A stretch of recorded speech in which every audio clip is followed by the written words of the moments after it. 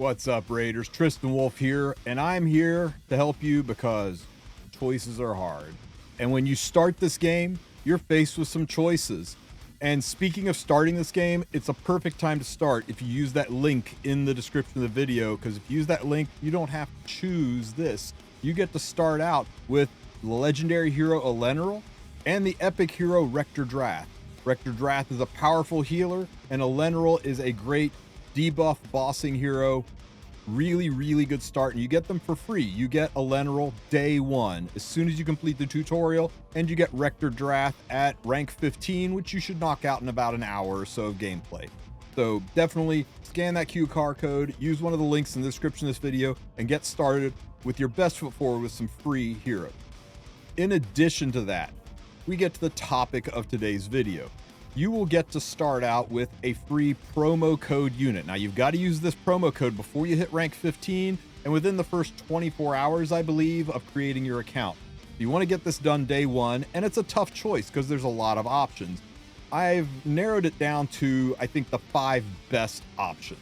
Option number 1 is Monkey King. If you go over to the promo code section and you enter promo code Monkey King, you will get the epic hero Son Wukong. Son Wukong is this hero that I started out with. He was my epic promo code, and he's been a lot of fun. I use him a lot in the arena. He's a pretty easy hero to build. He doesn't require a ton of books in his skills. In fact, I don't really have any. I guess I slipped one of them in there by accident when I was newer, but works just fine, without his skills being maxed out. He is predominantly used in the arena. He is a PvP hero. He's got some amazing skills. His A2 skill can turn somebody into a sheep, which is not only a debilitating debuff, it's a hilarious one. The target, when it comes back from sheep, will be at half health, so be careful you don't use this on something that's really close to death, or you could inadvertently heal it up to half health. But it's a great way to take a problem unit out of the game. And if you kill the unit with this skill, instead of turning him into a sheep, he does damage to everybody. One of his better skills, I think, is his A3 skill, Now You See Us. He attacks all the enemies, but before attacking them, he steals the buffs from all the enemies, gives them to himself. I've seen him stack like 9 or 10 buffs on himself because he stole them off everybody. It's great when you're into a buff-heavy fight. You are going to need to build some accuracy on it to make sure it sticks, but as long as you build the accuracy, it's 100%. You don't need to book it to make it 100, more than that. All his booking does is give it more damage and reduce its cooldown, which, if this guy works for you, you shouldn't really need too many rounds. So it's a very strong skill that's very free-to-play friendly. His A1 skill has a 25% chance to stun. This one you can level up to a 50% chance to stun if you decide to book it, but it's really not his principal use skill. He is just there to control units with his sheep, steal buffs, and be a huge problem. And the huge nuisance that this guy causes is his unbeatable Wukong passive. Once you get him awakened to three purple stars, he will revive himself with 100% health after 3 other allies take a turn. So he dies, your allies take 3 turns, boom, he's right back in the fight, which allows for some crazy fun interactions. Not just in general PvP like the arena, but also in some PvE. You take him into, well, for example, one of the places I enjoy using him is in the spider dungeon. If you take him into the spider dungeon and you get all of the spiders to start focusing on him, and then he eventually gets poisoned so bad that he dies, and then he comes right back to life, and it's like you didn't even lose a unit. So he's kind of fun there. So it's not that he has no PvE usages, it's just that he is not as strong of a carry as some of the other heroes that we're going to talk about. His AoEs are limited. He's only got 1 AoE, and that's his A3 skill, and it doesn't do giga damage. Stealing buffs is nice, but it's not exactly nuking. So I think if you were joining this game with an eye on maybe getting into the PvP side of things, Wukong is a really good pickup because he will make your life in the arena so good. Here, let's go ahead and just do an arena fight to show this guy off. Now, one spectacular thing about Wukong is he has this aura. If you put him in the front spot of your arena team, 28% speed to all allies when you fight in arena. Not just classic, but tag team and live arena. 28 speed's very high. There's not a lot of heroes that give that kind of speed in the arena, and that will really help you go first. In fact, I fully plan on going first in this fight. There we go. Because Wukong was on my team, not only am I going first, but look at the turn meter on my units. I am faster than all of these units. My entire team's going to get to go first thanks to Wukong. So we'll drop a defense break here, and I will just have Alice murder people. And Kale can do some more damage.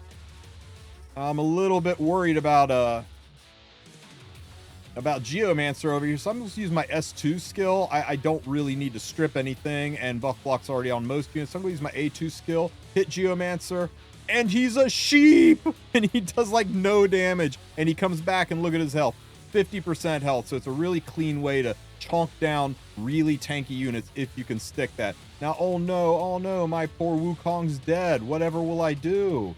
I've got no more Wukong, guys, but that's okay, because a couple allies take turns, and boom, Wukong is back. Such a stupid strong unit to have. Let's see. We'll just smack Rector Drath. Let's see if we can take Rector Drath out before she brings people back to life over here. Smack. Maybe I should have healed there. That was probably a mistake, but that's okay. Damn, bam, dead. And now it is easy peasy. We'll just poison you and another smack. Oh, we got the stun, only 25%, but we stuck the stun, keeping Geomancer from taking a turn. It was a good team, but you can see how Wukong tied it all together. So if you enjoy the idea of arena and running people over, typing in Monkey King and starting the game with San Wukong is a good choice. Pros are low gear requirement, low book requirement, low star requirement, easy to build right out of the box. Doesn't take a lot to get them up and running. Cons are, doesn't have a ton of uses outside of the arena. You can force him in niche here and there, and you'll definitely find some uses for him, but as his aura dictates, he is an arena unit. Even his aura is for arena only. So if you're not that into the PvP side of things, you know, maybe Wukong's not your best start. Now, the next one that is a really popular option is if you go into the promo codes and you type in Get Alice.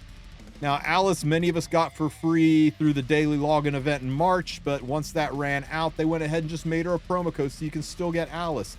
Now, Alice the Wanderer is a cornerstone unit for my account, but here's the thing. For those of us here in March, we completed all of our Alice event stuff. We got all of her perfect souls. We got 5 awakened ascension skills, so 5 red stars.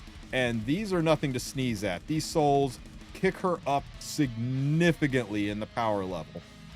Now, you do not get that when you just use the code. You're going to get just a raw Alice who, you know, you can 4-star her into purple stars, but it's going to take a while to earn and grind out those red stars. And that's going to make her significantly weaker than what my Alice currently runs. But Alice is a DPS unit as well as somewhat of a lockdown hero. You saw me using her in Arena. She is one of the strongest early game Arena units out there. You saw me nuking with her last round, using her A3 skill to murder things, using her A2 skill for AoE, but she is also fiercely good in PvE as well. In fact, she's so good, she is my typical dungeon farmer. Here, let me just go over, pull up a brutal phase. I'll just do 7. I know I should probably do 3. 3 is great for gold and 6 is great for XP, but I just want this to be over fast, so we'll load 3 of these elves in here. Watch how fast she chews through this. A2 skill dead. Next fight. A2 skill dead. Next fight. A3 skill dead. 8 second. 8-second clears. Holy crap. So she has become my primary farmer for leveling fodder. I use her in just about every fight in the game. I use her in dungeons to clear the keeps. She's my principal damage dealer there. Her aura gives you 30% more attack in all battles, which is great when you're bringing other DPSs. So Alice is really good as a general all-around PvE and PvP usage hero. She is a master of all trades, jack of none hero, but I do caution you that without those super enhanced stars, she's not going to feel quite as strong as maybe I'm showing her off to be here. Now that brings us to the third option on the list. Now, when I started playing Raid, this wasn't even an option for me, but you can go into the promo code section and type in Supreme 6, and you can start out the hero Supreme Galek. Now, Supreme Galek is crazy. Let me pull him up here in the index section so we can talk about him a little bit more. He is as powerful as he looks. This axe-wielding machine of murder has an A3 skill that attacks all enemies and puts HP burn and buff block on him. It makes him so good in so much PvE content. Makes him one of the best heroes that you can take into Spider, because if you can set all of the little spiders on fire, and then you can control the big spider so he doesn't take a turn, and then just let the little spiders take turns and they will ignite and blow up the big spider for you. It's actually quite hilarious to watch how HP burn works with spiders. He has got an AoE skill on his A3. He has got attacks 4 enemies at random, which is practically an AoE skill on his A2, and his A1 skill attacks 1 enemy 2 times, which is really heckin' good. That's a 2-hitter here, and against a single target like Fire Knight, that's a 4-hitter here. Makes him really good for Fire Knight, makes him really nice for clearing wave content, makes him he's gonna be really nice in everything from Faction Wars to Doom Tower. Where he falls down a little bit is he isn't quite the insane monstrosity of Arena and PvP that the other 2 units, Wukong and Alice, are, but he is still really good there. So we've got Wukong, who is like PvP 90%, PvE 10%. We got Alice, who is balanced and does everything. And then we've got Supreme Galek, who is 90% PvE and 10% PvP. He is still a really decent PvP hero, but I think if I could go back in time, I would swap Wukong out for Galek, just because PvE is much more important to me, especially at an early stage in the game, at a new player stage in the game. By the time I get to a late stage in the game, there'll probably be better alternate PvP heroes out there to replace the ones I've got. So my recommendation to you of these 3 is to start out with Supreme Galek, especially if you're wanting to play Raid to have fun and enjoy the content. Now, if your goal is RTA, if your goal is PvP, if your goal is Arena, Classic, whatever, then maybe you lean towards the Monkey King or you give Alice a try. I think Galek and Wukong probably require the least amount of booking, though Galek, you still want to get some books in him to get the percent chances up on his skills.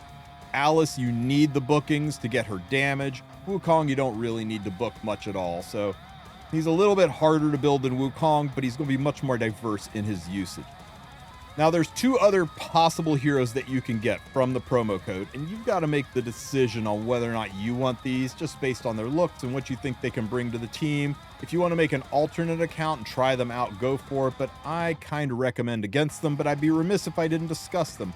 The first is you can go to the promo code section, and you can enter promo code Get Loki.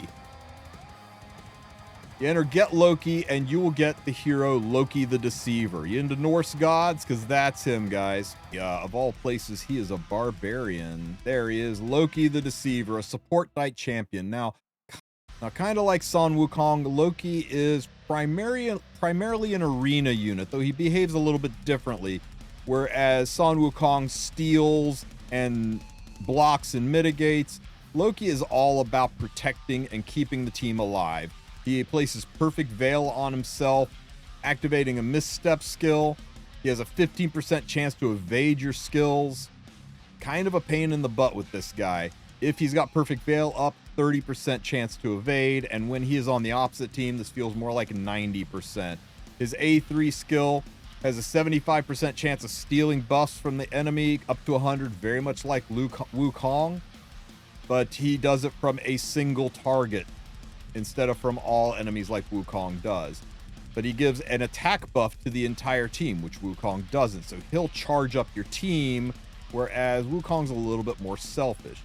His A2 skill will block active skills, locking your team down, making it harder for you to do stuff instead of, turning you to a sheep. And his A1 skill, instead of stunning a unit, his A1 skill is an AoE attack. He is one of the few units that has an AoE A1 skill.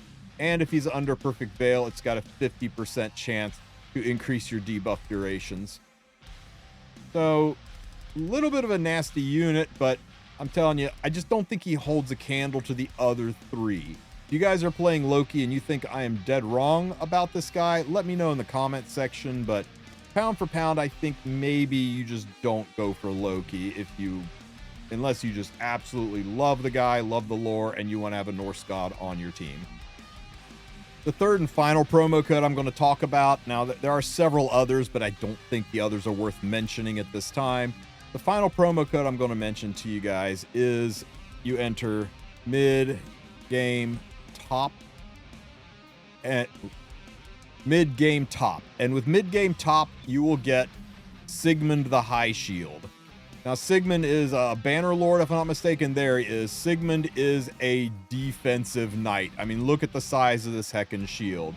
You want to make sure you don't die. You want to make sure you survive through a lot of harder content. Sigmund is a must for your team. His A3 skill puts a shield buff on all allies for 2 turns equal to 30% of his match HP. So whatever this guy's HP is, basically add 30% of that to your entire team via a shield buff. Huge. And a strengthening buff to all allies for 2 turns. Now you do 25% more damage. Wow. And once you book it, it's a 3-turn cooldown, which means this is going to cycle quickly. His A2 skill, Battlefield Beacon, attacks all enemies twice and has a 50% chance of provoking. That's 2 50% chances of provoke. Now that doesn't mean 100%. That's 2 coin tosses. Of course, you can sometimes not roll head each time, but 2 50% chances. You're in the 70 to 75% chance range of sticking a provoke, and you can book that up to 75% chance. 75% chance to provokes is like 92% chance.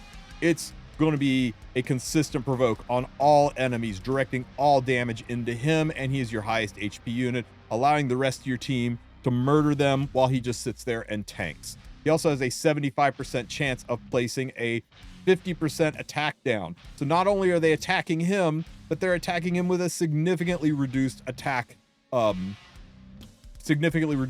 potential. So he is living forever. He solves so many problems on your team, especially in PvE and hard content where you're getting run over. You build him with enough effectiveness to stick the provokes and stick the attack downs, and he can just be the brick wall that your entire team hides behind and destroys the enemy. I was this close to starting with this guy because I love the idea of having such a powerhouse meat shield on my team. And lastly, his A1 skill removes any shield buff from the enemy. So if you're attacking people who have bears, yoink, comes right off, and has a 50% chance of removing an additional buff. And instead of a 50% chance, it's a 75% chance when you're fighting bosses. So bosses that stack barriers, he's very, very good against. So this guy could be really fun in some PvE, but you got to be careful. You only have 4 units. You overstack your support units. You don't have enough to kill. And cleaving's a lot more popular in the PvP in this game. But for PvE, wow.